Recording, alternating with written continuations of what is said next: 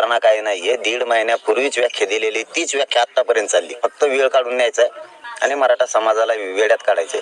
आरक्षणाच्या नोंदी सापडलेल्या असताना मराठ्यांना आरक्षण द्यायचं नाही आणि ड्राफ्टच्या दुरुस्तीच्या नावाखाली वेळ मारून न्यायचा आहे. एवढंच काम सुरू आहे. ते काय नवीन दिलेलं नाही व्याख्या. 23 डिसेंबरला बीडला पण दिलेली आहे त्यांच्याकडं व्याख्या. त्याच्या अगोदर हॉस्पिटलला संभाजीनगरला असतानाही दिलेली आहे. काल 4 दिवसापासून तीच देणं चालू आहे.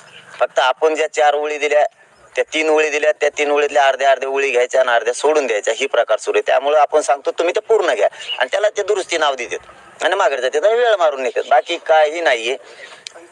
त्या ड्राफ्टपेक्षा तो आदेश तर महत्वाचाच आहे, ते अध्यादेश पण महत्वाचाच आहे, परंतु ज्या नोंदी महत्वाच्या आहेत त्याच्यावरती आधी बोला. 54 लाख नोंदी ज्या मिळाल्या त्या सगळ्या मराठ्यांच्या बांधवांना, त्या लेकरांना ते पहिले प्रमाणपत्र द्या, त्यांचं कल्याण होणार आहे आणि त्यांच्या परिवाराला सुद्धा लगेच द्या, त्यांचं त्याच्यात कल्याण होणार आहे.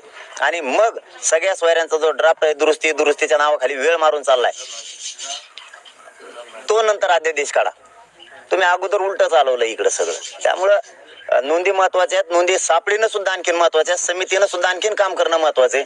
23 डिसेंबर पासून आज 19 जानेवारी पर्यंत समितीनं किती काम केलंय हे सुद्धा महत्वाचं आहे. समिती त्यांनी रद्द न करता तिला काम बघायचं सांगितलं, तिला नोंदी शोधायच्या सांगितल्या, तिने किती शोधल्यात या महिन्यात?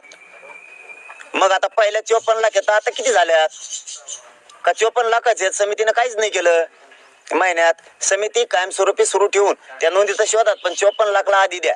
ते ड्राफ्ट हे सगळं सुधारणा आहे, दुरुस्ती काही नाहीये, फक्त ते बहाणेबाजी.